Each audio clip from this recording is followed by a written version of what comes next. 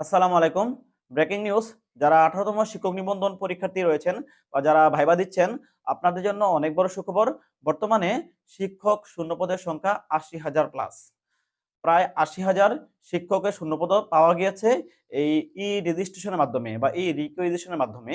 তো দেখেন যারা ভাইবা দিচ্ছেন, তো আপনারা যদি ভাইবা পাস করতে পারেন, তো আশা করা যায় আপনারা কিন্তু ৮৪,০০০ প্লাস ভাইভাতে অংশগ্রহণ করবে যারা পাস করছে লিখিততে। তো সেখানে কিন্তু অনেকেই বিভিন্ন জায়গার চাকরি আছে, যেমন সরকারি প্রাথমিক বিদ্যালয়ের চাকরি আছে, অনেকের ২ টা চাকরি পাস করেছে স্কুল এবং কলেজে।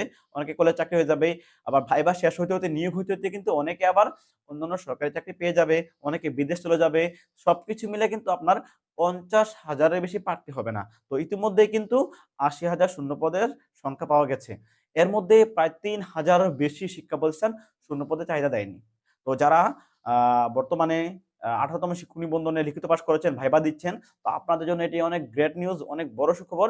কিন্তু একটি বিষয় আছে তাদের জন্য বেশি গুড নিউজ।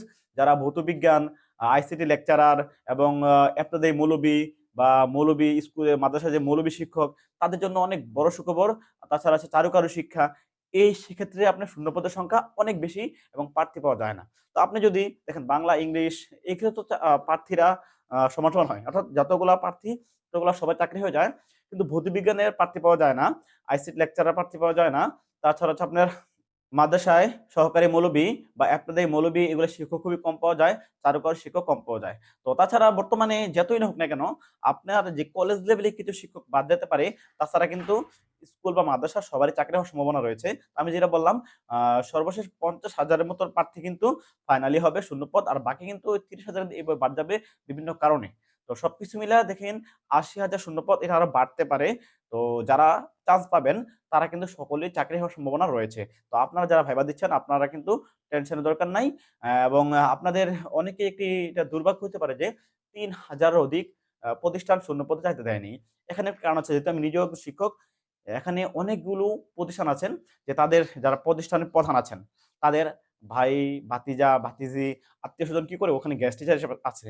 এজন্য যদি ইন্টারেস্টেড শিক্ষক নিয়ে নেয়, ওদেরকে বাদ দিয়ে দিতে হবে।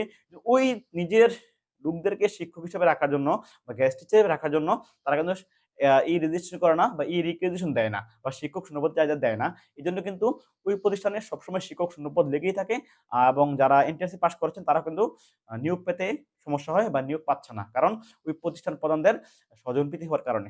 যাই হোক, যতগুলো শূন্যপদ আছে ৮০,০০০ প্লাস শূন্যপদ, এর মধ্যে কিন্তু আপনাদের চাকরি হওয়ার সম্ভাবনা বেশি। তো আপনারা ভালোভাবে ভাইবাটা দেন। ইনশাআল্লাহ ভাইবা পাস করলে সবারই চাকরি হবে। সবাই ভালো থাকবেন। ধন্যবাদ।